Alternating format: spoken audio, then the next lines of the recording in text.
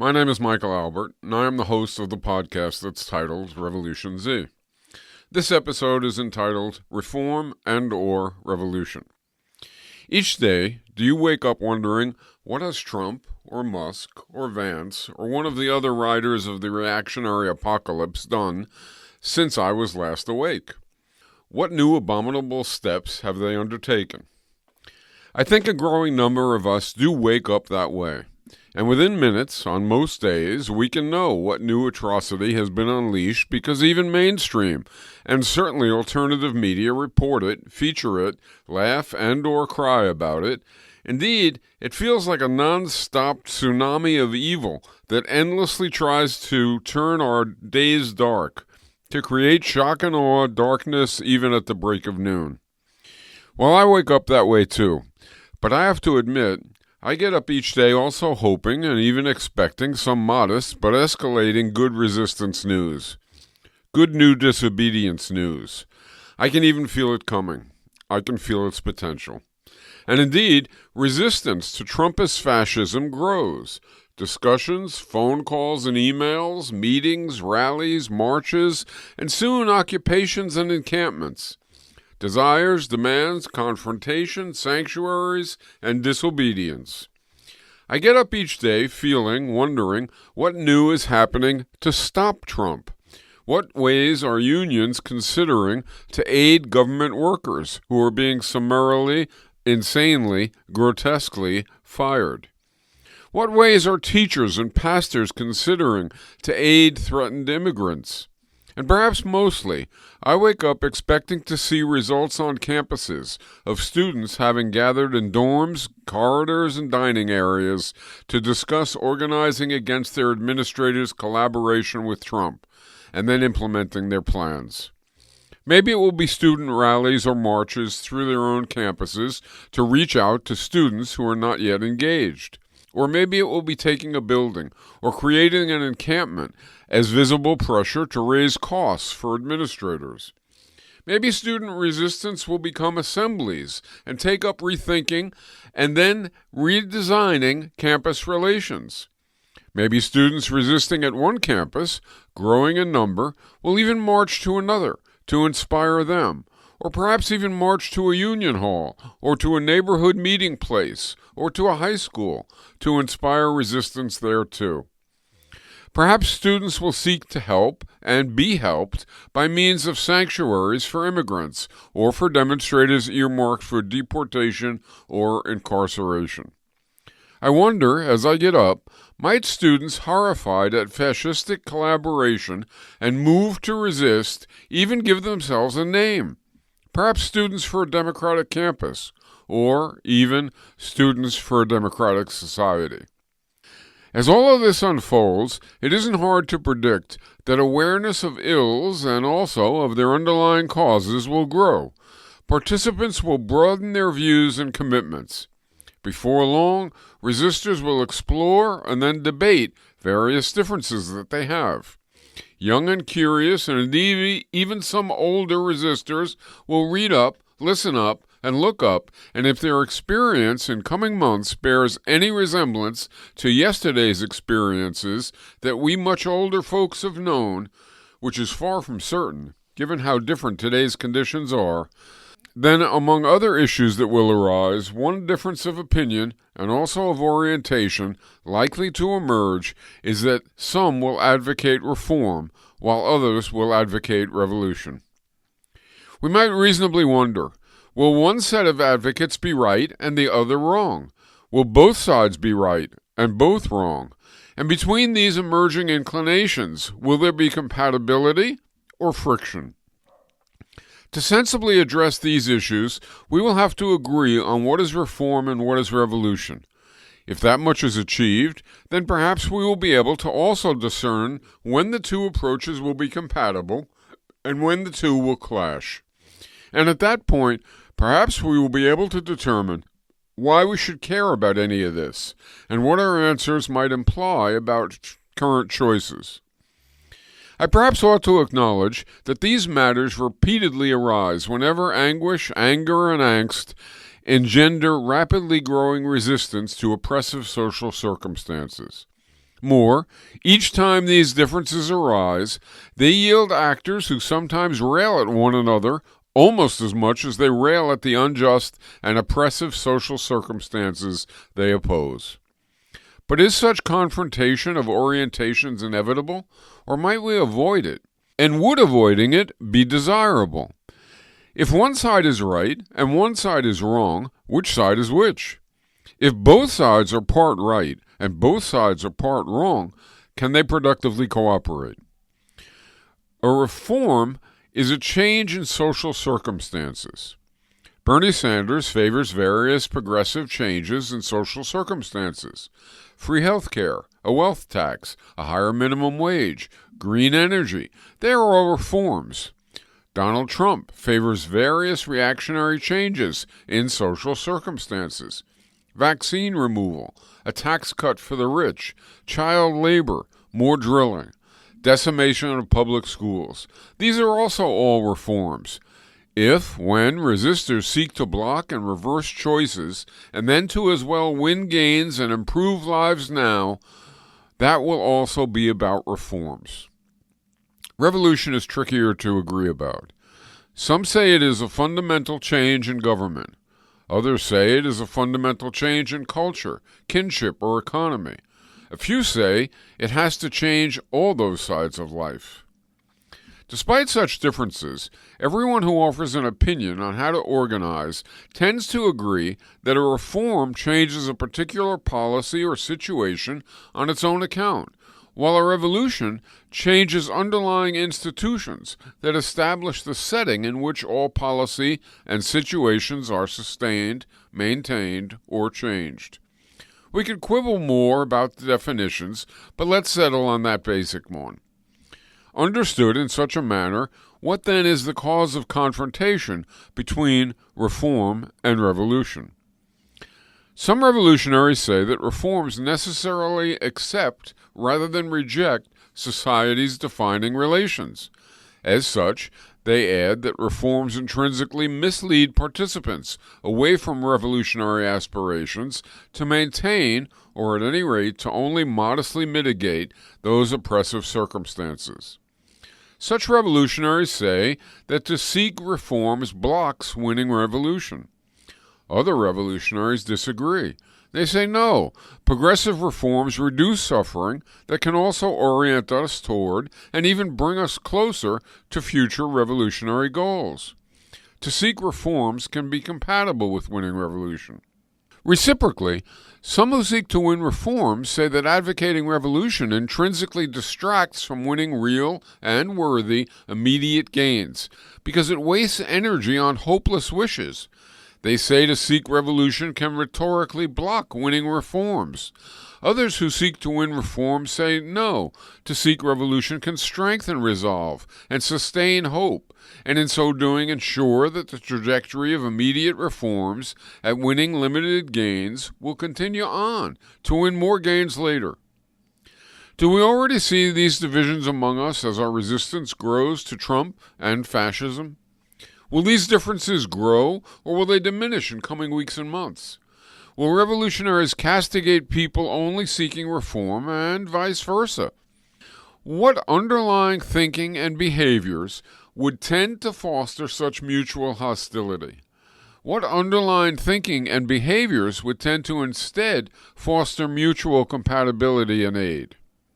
Those who seek reforms because they feel that revolution is impossible, or they feel that things just can't be vastly better, need to contemplate that perhaps they are wrong.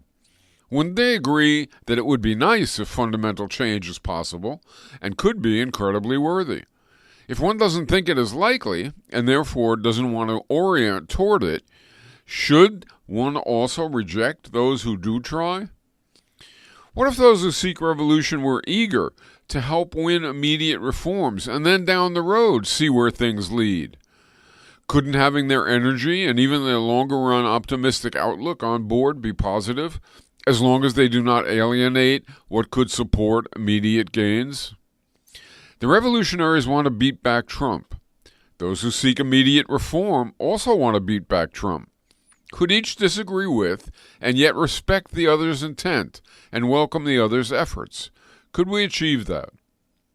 At the same time, can those who feel that just reforms will not be enough, and in any event will not even persist unless underlying structures change, acknowledge that to seek reforms is to be on the side of justice, whereas to forego or even castigate reforms is callous toward those in need, and ignores that it is by way of such immediate struggles that people can expand their horizons up to and including desiring more fundamental gains?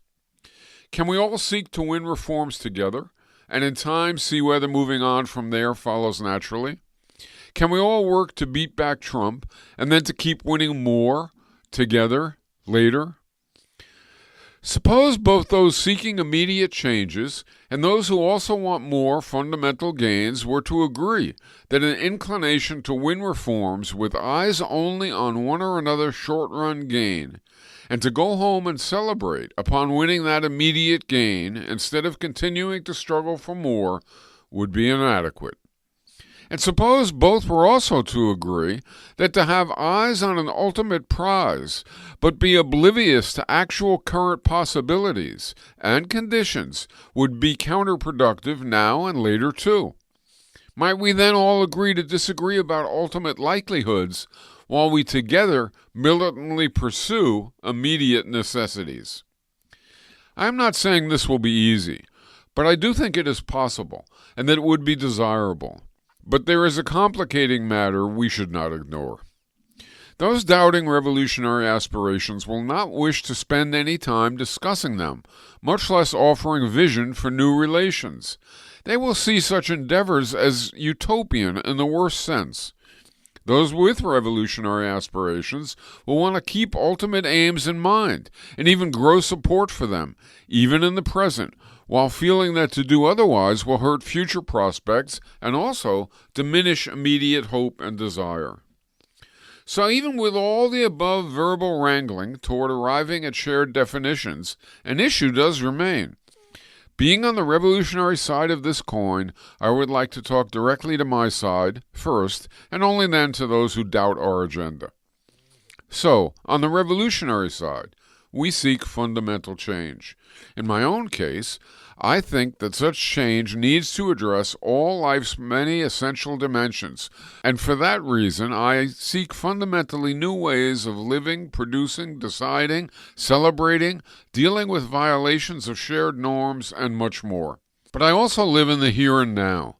That is, I live not after all such fundamental aims are achieved, or even when they are imminent because massive movements consciously share the vision and pursue its fulfillment.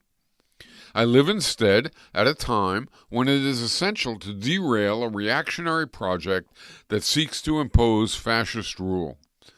And I know that we relatively few who desire revolutionary changes can't remotely stop fascism alone.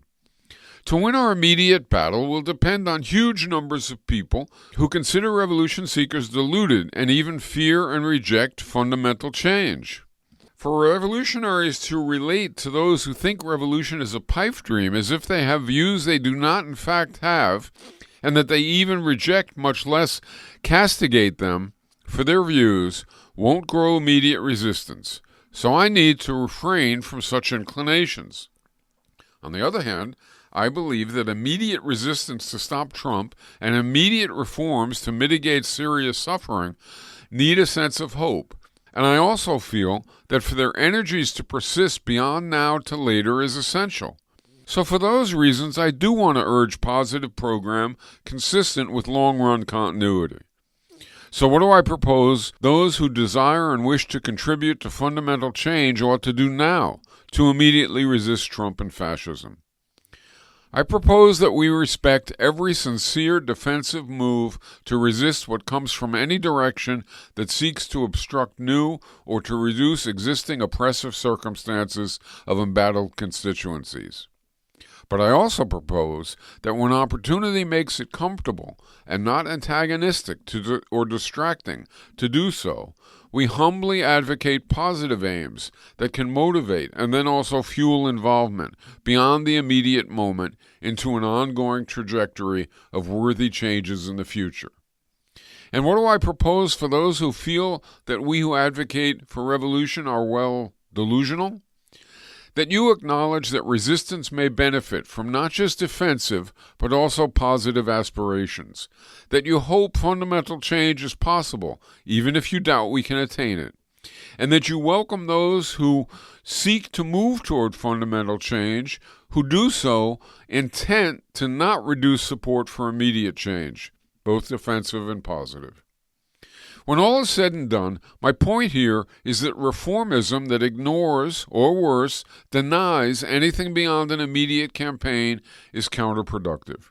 But reforms are essential, and reciprocally, revolutionary commitment that ignores, or worse, denies the importance of winning reforms, and that otherwise denies existing reality is counterproductive. What we instead need is sober and thoughtful attention to persisting into the future, and even to seeking long-run fundamental aims that can inspire and inform today's commitments to an ongoing trajectory of worthy changes in the future. So, the bottom line: no to reformism, yes to sustained reform struggles. No to mindless revolutionary posturing, yes to wise, visionary, and longer-term commitment. Okay, I think we have some time. So, when I got up this morning, I came across something that I think it might be nice to share, even though it's totally out of the box as far as my episodes are concerned. It was a communication which had a bunch of, I think 35, one-liners from a comedian named Stephen Wright. This guy is very clever in producing one-line jokes, one-line provocations. I don't agree with the sort of tone of all of them, but I found a whole lot of them quite funny, so I figured, all right, I'll share them. 1. I'd kill for a Nobel Peace Prize. Quite a few people have done that. In my experience, for example, Henry Kissinger. 2. Borrow money from pessimists. They don't expect it back. 3. Half the people you know are below average. 4. 99% of lawyers give the rest a bad name. 5. 82.7% of all statistics are made up on the spot. That one certainly rings true nowadays. 6. A conscience is what hurts when all your other parts feel so good. 7.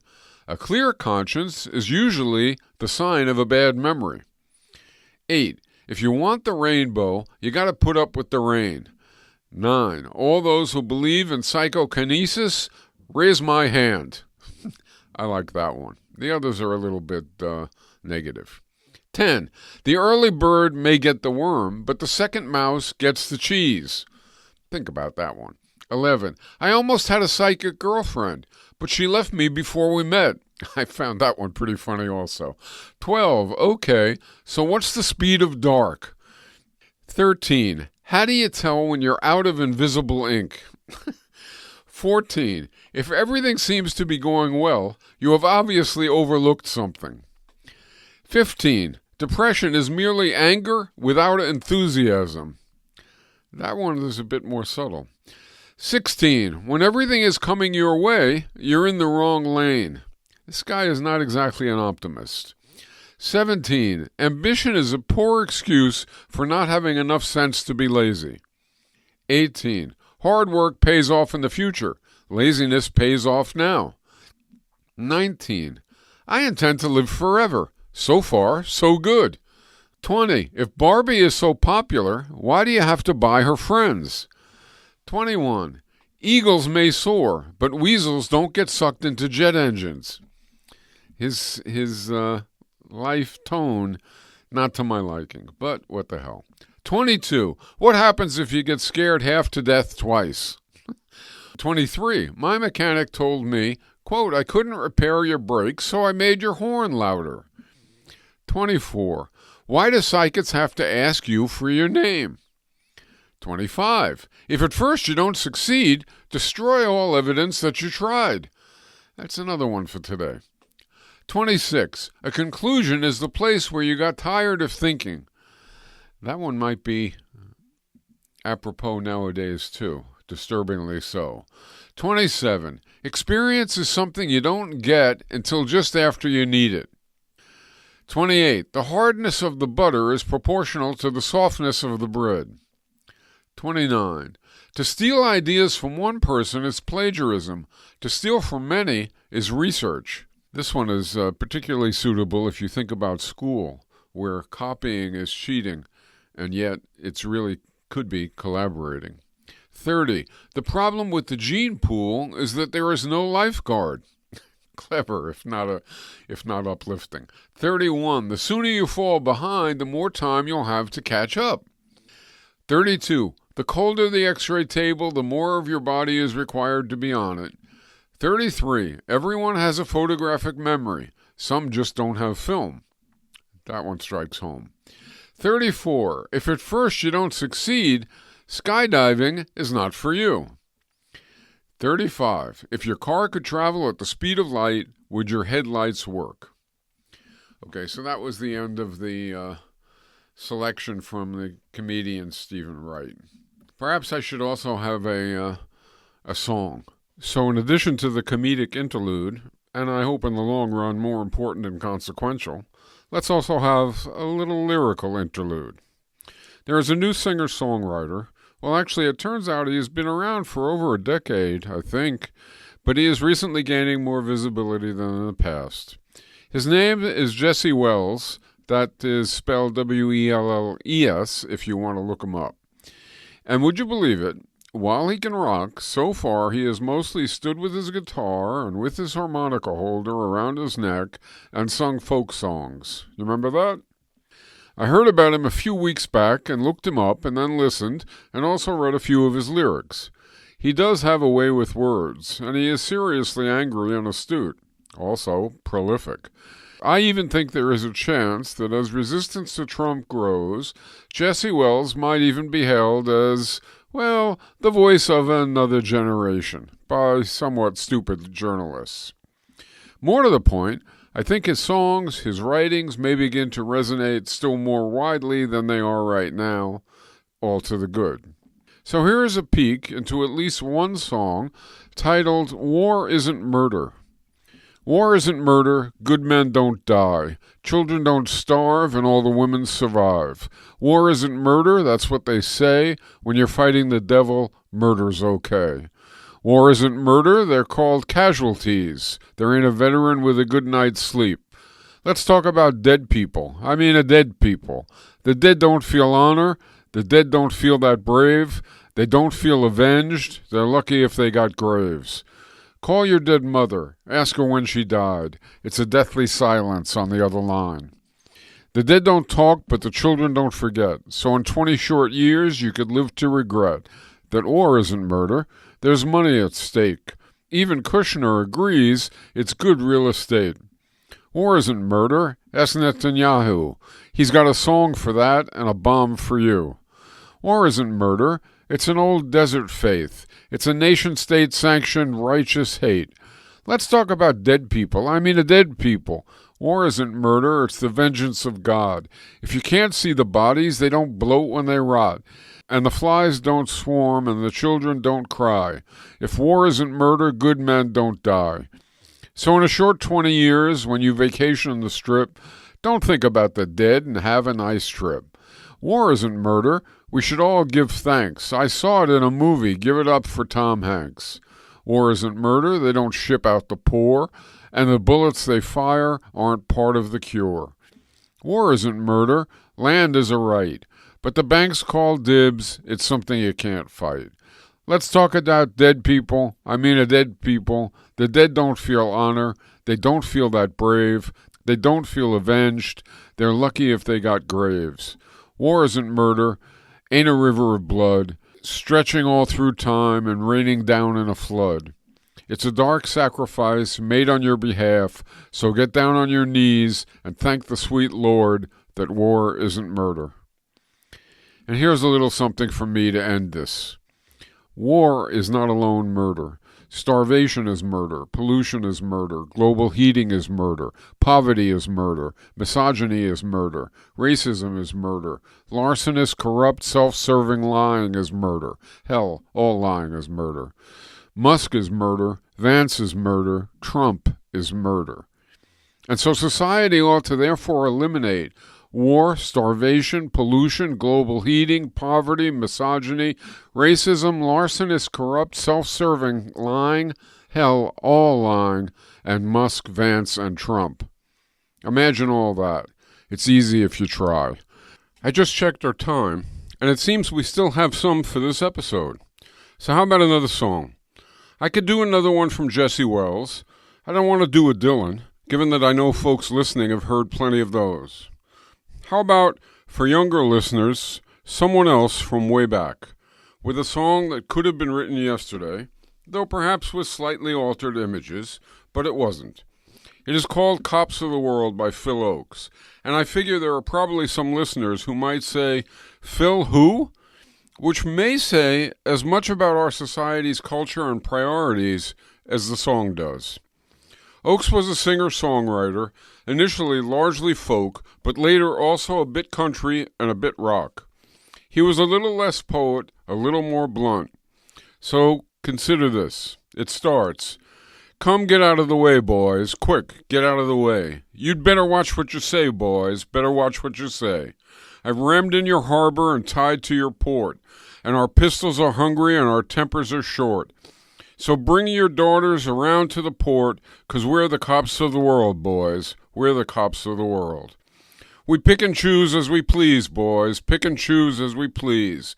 You'd best get down on your knees, boys. Best get down on your knees. We're hairy and horny and ready to shack. We don't care if you're yellow or black. Just take off your clothes and lie down on your back, 'cause we're the cops of the world, boys. We're the cops of the world. Our boots are needing a shine, boys. Boots are needing a shine. But our Coca-Cola is fine, boys. Coca-Cola is fine. We've got to protect all our citizens fair, so we'll send a battalion for everyone there. And maybe we'll leave in a couple of years, 'cause we're the cops of the world, boys. We're the cops of the world. Dump the Reds in a pile, boys. Dump the Reds in a pile. You'd better wipe off that smile, boys. Better wipe off that smile. We'll spit through the streets of the cities we wreck. We'll find you a leader that you can elect. Those treaties we signed were a pain in the neck, 'cause we're the cops of the world, boys. We're the cops of the world. Clean the johns with a rag, boys. Clean the johns with a rag. If you like, you can use your flag, boys. If you like, you can use your flag. We've got too much money, we're looking for toys, and guns will be guns, and boys will be boys. But we'll gladly pay for all we destroy, 'cause we're the cops of the world, boys. We're the cops of the world. Please stay off the grass, boys. Please stay off the grass. Here's a kick in the ass, boys. Here's a kick in the ass. We'll smash down your doors, we don't bother to knock. We've done it before, so why all the shock? We're the biggest and toughest kids on the block, 'cause we're the cops of the world, boys. We're the cops of the world. When we butchered your son, boys, when we butchered your son, have a stick of our gum, boys, have a stick of our bubble gum. We own half the world, oh say can you see, the name for our profits is democracy. So like it or not, you will have to be free, 'cause we're the cops of the world, boys. We're the cops of the world. So what do you think? Reform and or revolution? And that said, this is Michael Albert, signing off until next time for Revolution Z.